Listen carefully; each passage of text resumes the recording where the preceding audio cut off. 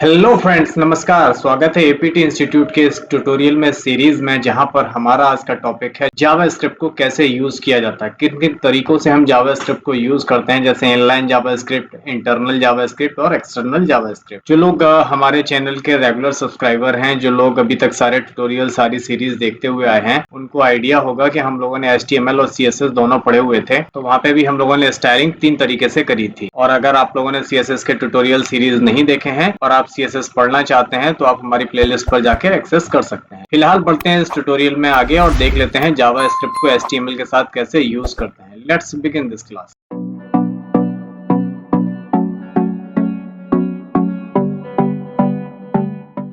सबसे पहले हम लोग देखने वाले हैं कि जावास्क्रिप्ट को HTML के साथ कैसे कैसे उपयोग किया जाता है। जावास्क्रिप्ट को HTML के साथ कई तरीकों से उपयोग किया जा सकता है। यह मुख्य रूप से वेब पेज पर इंटरैक्टिव फीचर जोड़ने के लिए उपयोग होता है। HTML और जावास्क्रिप्ट को 3 अलग अलग तरीकों से एक साथ इस्तेमाल किया जा सकता है: इनलाइन जावास्क्रिप्ट, इंटरनल जावास्क्रिप्ट और एक्सटर्नल जावास्क्रिप्ट। हमें ये बात तो पता है कि जावास्क्रिप्ट का यूज हम HTML के साथ करते हैं। ये बात हम पिछले ट्यूटोरियल में समझ चुके हैं कि कोई भी स्क्रिप्टिंग लैंग्वेज हो, वो इंडिपेंडेंट काम नहीं करती, उसे कोई ना कोई एक सपोर्टिव लैंग्वेज चाहिए होती है। तो जावास्क्रिप्ट को हम HTML के साथ उपयोग करेंगे। इससे फायदा क्या होता है, ये ऑलरेडी हम लोग देख चुके हैं। जितने भी हमारे पेज पे डायनेमिक कंटेंट्स होते हैं, इंटरेक्टिव फीचर्स होते हैं, उनके लिए हम जावास्क्रिप्ट का यूज करते हैं। जावास्क्रिप्ट को 3 अलग अलग तरीके से यूज कर सकते हैं: इनलाइन है, इंटरनल है और एक्सटर्नल। इनलाइन का मतलब होता है उसी लाइन में जावास्क्रिप्ट का यूज करना, इंटरनल मतलब उसी फाइल में, और एक्सटर्नल का मतलब है एक अलग फाइल से लिंक करके करना। इन तीनों पॉइंट्स को पढ़ेंगे और देखते हैं कैसे कैसे इन सारी चीजों को यूज करते हैं। सबसे पहले हम लोग देखने वाले हैं इनलाइन जावास्क्रिप्ट क्या होती है। इसमें जावास्क्रिप्ट को HTML टैग के अंदर ऑन क्लिक जैसे इवेंट के साथ लिखा जाता है। जैसे यहाँ पे मैंने एक एग्जांपल लिखा हुआ है HTML में। हम HTML की फाइल बनाएंगे, HTML की बॉयलरप्लेट लगाएंगे और जो भी है टाइटल वगैरह है, वो सारी चीजें लिखने के बाद बॉडी के अंदर हमने एक H1 टैग ले लिया। यहाँ पे H1 टैग लिखा और H1 के बाद मैंने एक बटन लगा दिया। बटन पे मैंने यहाँ पे फंक्शन दिया, इनका फंक्शन का नाम है ऑन क्लिक। तो बटन ऑन क्लिक करने पे क्या हो, जैसे ही बटन बनेगा, बटन हम लोग ऑलरेडी HTML में देख चुके हैं कैसे बनता है, उसके लिए हम बटन एलिमेंट का यूज करते हैं। अब यहाँ पे मैंने स्क्रिप्ट यहाँ पे इसमें दे दी है on click. On click is the function name of JavaScript. JavaScript का ऑन क्लिक हो, किस पे हो, बटन पे। जब ऑन क्लिक हो तो एक अलर्ट आ जाए। अलर्ट एक फंक्शन का नाम है जो आपको एक पॉपअप बॉक्स देता है, और जैसे ही क्लिक होगा बटन पे, तो वहां पे आपके सामने hello this is an inline JavaScript example लिख के आ जाएगा। ये सारी चीजें हम लोग जावास्क्रिप्ट के साथ करते हैं जब हम इनलाइन जावास्क्रिप्ट यूज करते हैं। और बॉडी को और यहाँ पे HTML को बंद कर देंगे। अब यहाँ पे आपको अलग से कोई स्क्रिप्ट टैग ऐड नहीं करना पड़ा। इस प्रक्रिया को हम लोग बोलते हैं इनलाइन जावास्क्रिप्ट। यहाँ पर बटन क्लिक करने पर जावास्क्रिप्ट का अलर्ट फंक्शन काम करेगा और एक पॉपअप दिखाई देगा। तो चलते हैं अपने VS कोड स्क्रीन पर और पहले इसका प्रैक्टिकल करके देख लेते हैं, फिर आगे बढ़ेंगे अलग से जावास्क्रिप्ट देखने के लिए। तो दोस्तों, हम आ गए हैं अपने VS कोड एडिटर पर और यहाँ पर हमारा HTML का प्रोग्राम है और यहाँ पे हमें प्रीव्यू दिखाई देगा। तो सबसे पहले हम बॉयलरप्लेट ले लेते हैं और टाइटल में दे देते हैं कुछ भी। हमने यहाँ टाइटल पे लिख दिया, यहाँ पे जावास्क्रिप्ट इनलाइन, और आते हैं अपने बॉडी के अंदर। तो बॉडी के अंदर जब लिखेंगे हम, तभी यहाँ पे कुछ भी दिखाई देगा।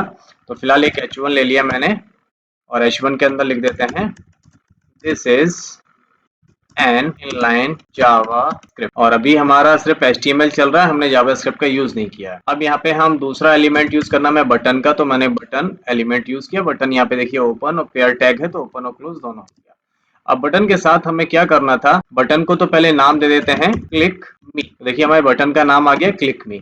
अब यहाँ पे जब बटन पे क्लिक करेंगे तो कुछ भी नहीं होगा, है ना। अब ये क्लिक करने पे कुछ हो तो वो हम यहाँ लिखेंगे। अब इसी के लिए जावास्क्रिप्ट का यूज किया जाता है कि जब भी आप इस बटन पे क्लिक करें तो बटन से क्लिक करने पे कुछ हो। तो यहाँ पे एक जावास्क्रिप्ट का फंक्शन है ऑन क्लिक, लिखेंगे ऑन क्लिक लिखें। अब ऑन क्लिक करने पे क्या हो, अब यहाँ ऑन क्लिक तो आ गया कि बटन के ऑन क्लिक पे क्या हो, तो मैंने यहाँ पे लिख दिया एक और फंक्शन इनका अलर्ट हो जाए। तो अलर्ट में क्या आ जाए वो लिखना है। अलर्ट मैसेज हमारे पास पॉपअप में आता है, तो उसके लिए जो लिखना है वो हम यहाँ पे ब्रैकेट लगा के लिख देंगे। इसलिए मैंने सिंगल कोट का यूज किया और यहाँ पे अलर्ट मैसेज हमारे पास आ जाएगा। मैं जो भी यहाँ पे लिखूंगा, hello this is an inline Java script, और इसके आगे मैंने इसको तो ऑलरेडी बंद कर रखा है, लिख रखा है सारी चीजें। तो यहाँ पे सारी चीजें क्लियर है, ठीक है। तो आप इस तरीके से कुछ भी अलर्ट मैसेज देंगे तो उसका पॉपअप अलग से शो होगा और आपको दिखाई देगा। और इसको हम अगर सेव करते हैं तो सेव हो गया। अब जैसे ही हम इस पे क्लिक मी पर क्लिक करेंगे तो हमारे सामने यहाँ पे देखिए अलर्ट मैसेज आ गया, पॉप आ गया ना। This is called how to add inline JavaScript. इस तरीके से जावास्क्रिप्ट को हम इनलाइन में भी यूज कर सकते हैं। क्लियर। अब इसके बाद हम लोग देखने वाले हैं कि इंटरनल जावास्क्रिप्ट कैसे यूज करते हैं। इंटरनल जावास्क्रिप्ट में स्क्रिप्ट टैग का उपयोग करके HTML के हेड या बॉडी में जावास्क्रिप्ट कोड लिखा जाता है।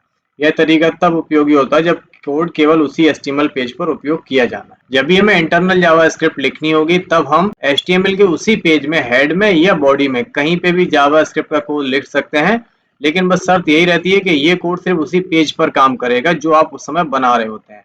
आप सोचो कि आपकी वेबसाइट में 10 पेज हैं, 10 पेज पे वो स्क्रिप्ट काम कर जाएगी? नहीं करेगी। तो उसके लिए आपको हर पेज पे अलग से स्क्रिप्ट लिखनी पड़ेगी। तो इंटरनल का यूज तभी किया जाता है जब आपको सिंगल पेज की कोडिंग कर रहे हो। उसके लिए मैंने एक यहाँ पे एक प्रोग्राम लिखा हुआ है। प्रोग्राम को आप सिंपल बॉयलरप्लेट लगाते हैं, बॉयलरप्लेट जैसी रहेगी वही सारी चीजें रहेंगी। अब यहाँ पे मैंने क्या किया है कि मैंने हेड टैग के अंदर ही स्क्रिप्ट का यूज किया। मैंने यहाँ पे स्क्रिप्ट टैग को ओपन कर दिया, वहाँ पे एक फंक्शन बनाया माई फंक्शन के नाम से, और फंक्शन को मैंने यहाँ पे कुछ काम दिया है। मैंने यहाँ पे डॉक्यूमेंट गेट एलिमेंट आईडी ले ली है और उसे उसमें वैल्यू डाल दी APT इंस्टीट्यूट की, और फंक्शन को बंद कर दिया है, स्क्रिप्ट को भी बंद कर दिया। अब हेड बंद करने के बाद बॉडी खोला और यहाँ पे मैंने H1 यूज किया है और यहाँ पे एक बटन बनाया है, और आपको पता है बटन में ऑलरेडी यूज कर चुका हूँ, उसका टाइप मैंने बटन दिया। ऑन क्लिक करने पे माई फंक्शन चलेगा। अब माई फंक्शन आपको याद है मैंने ऊपर हेड के अंदर बनाया था, ये बना है माई फंक्शन के नाम से, एक फंक्शन बना हुआ है माई फंक्शन के नाम से, और माई फंक्शन में क्या है APT इंस्टीट्यूट डाला है। तो यहाँ पे बटन ऑन क्लिक में माई फंक्शन कॉल हो जाएगा, यहाँ से हमारा प्रोग्राम इधर को चला जाएगा और उसमें क्लिक मी लिख के आएगा। जैसे आप क्लिक करोगे तो ये वाला फंक्शन कॉल होके यहाँ पे चलने लगेगा। तो यहाँ पे मैंने H1 में ID2 दे दी है, जो आईडी मैंने इसको दी है ID2, वो आईडी यहाँ पे भी आ जाएगी। क्लियर है। इसको भी चला के देख लेते। सबसे पहले बॉयलरप्लेट लगा लेते हैं और यहाँ टाइटल के अंदर मैं स्क्रिप्ट टैग का यूज करता हूँ और यहाँ पे फंक्शन यूज करता हूँ। फंक्शन को मैंने नाम दे दिया माई फंक्शन नाम से, माई फंक्शन नाम से मैंने नाम दे दिया इसको। और फंक्शन की बॉडी बनाने के लिए कर्ली ब्रेसेस ओपन करते हैं और यहाँ पे मैं यूज करता हूँ document dot gate element by ID, और यहाँ पे मैं यूज कर लेता हूँ एक आईडी। इसमें जो वैल्यू डालूंगा इनर HTML से जो वैल्यू डालेंगे, इनर HTML यूज करके इसके अंदर वैल्यू डाल देता हूँ APT इंस्टीट्यूट, और यहाँ पे हमारा फंक्शन हो गया बंद, और स्क्रिप्ट बंद है, हमारी हेड बंद है। और अब हम आते हैं बॉडी के अंदर। यहाँ पे एक H1 यूज कर लेते हैं, यहाँ पे एक H1 यूज करते हैं, इंटरनल जावा स्क्रिप्ट प्रोग्राम। इसका प्रीव्यू अगर साथ में देखना।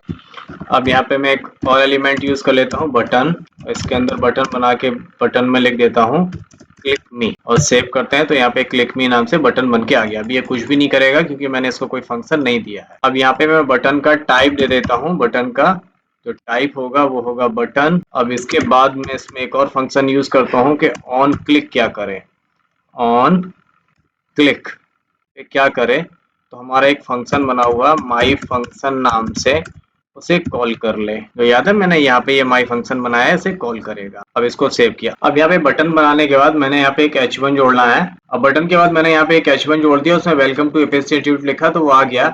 अब इसको अगर मैं आईडी देता हूँ, जो मैंने ऊपर आईडी बनाई थी यहाँ पे ID1, और ID1 में मैंने क्या वैल्यू दी है, मैंने APT इंस्टीट्यूट वैल्यू दी है। अब इसको जैसे हम सेव करेंगे और इस पर क्लिक करेंगे तो देखिए क्या होता है, क्लिक करने पे इसने वही वैल्यू उठा ली है जो ऊपर हमने फंक्शन में दी थी। इस तरीके से हम इंटरनल जावास्क्रिप्ट भी यूज कर सकते हैं अपने प्रोग्राम। क्लियर है। अब आगे बढ़ते हैं और देख लेते हैं एक्सटर्नल जावास्क्रिप्ट कैसे लिखी जाती है। इसमें जावास्क्रिप्ट को एक अलग .js फाइल में रखा जाता है और HTML में script.src के साथ उसको हम लिंक करते हैं, और बड़े प्रोजेक्ट में इसका उपयोग किया जाता है क्योंकि यह कोड को मैनेज कर सकता है। इसका यूज करने के फायदे क्या होते हैं कि आपको एक अलग फाइल बनानी है जावास्क्रिप्ट की। जैसे मैंने एक HTML की फाइल बना ली, एक हमारे पास HTML की फाइल हो गई, और इसमें मैंने क्या किया कि यहाँ पे script.src लिखे myscript.javascript की फाइल ऐड कर दी।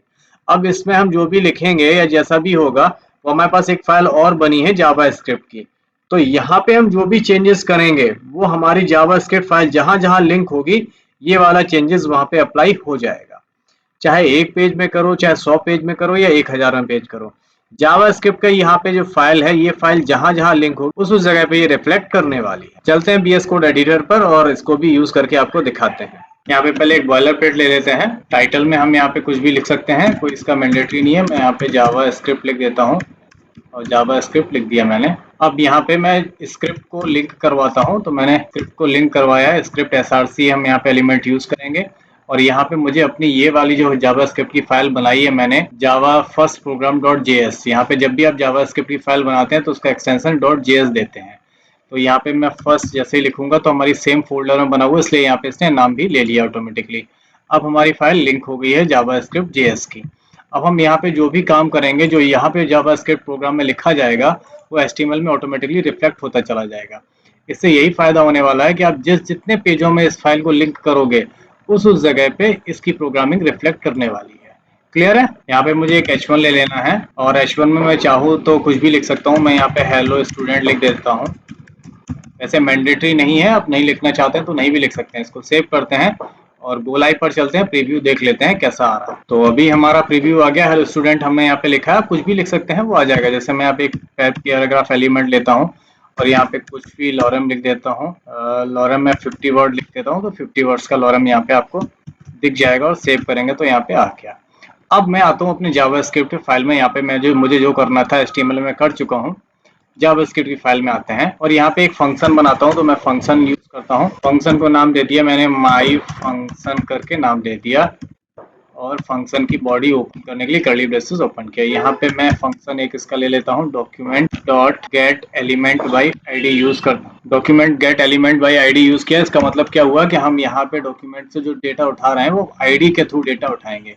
और यहाँ पे एक आईडी दे देता हूँ मैंने दे दिया ID1 और यहाँ पे इसका डॉट इनर HTML यूज किया और इस आईडी में मैंने यहाँ पे वैल्यू डाल दी APT इंस्टीट्यूट करके, मैंने आईडी यहाँ पे डाल दी है। ठीक है, अब इस फंक्शन को मुझे यहाँ पे कॉल करना पड़ेगा। जो मैंने यहाँ पे फंक्शन बनाया है, इस फंक्शन को मुझे यहाँ पे कॉल करना पड़ेगा। तो मैंने यहाँ पे फंक्शन को कॉल कर लिया, उसको कर दिया सेव। अभी हमारे पेज में कोई भी अंतर नहीं आया। क्यों नहीं आया? क्योंकि मैंने यहाँ पे स्क्रिप्ट H1 में यूज नहीं किया है। अब अगर जैसे ही मैं H1 को आईडी दे देता हूँ, आईडी, और मैंने क्या लिया था आईडी में, ID1 लिया था। अब यहाँ पे जो ID1 थी वहाँ पे APT इंस्टीट्यूट लिखा था, तो यहाँ पे ID1 में हेलो स्टूडेंट है, तो हेलो स्टूडेंट को हट जाना चाहिए क्योंकि यहाँ से जावास्क्रिप्ट की आईडी का डेटा उठाएगा। लेकिन नहीं आ रहा है। क्यों नहीं उठा रहा है? क्योंकि मैंने यहाँ पे से हेड के अंदर इस स्क्रिप्ट को यहाँ से मैंने कॉल किया है। जब भी हम अपनी फाइल में जावास्क्रिप्ट को कॉल करते हैं हेड के अंदर, तो हमें इसका एक एट्रीब्यूट यूज करना होता है, दैट इज कॉल्ड डिफर।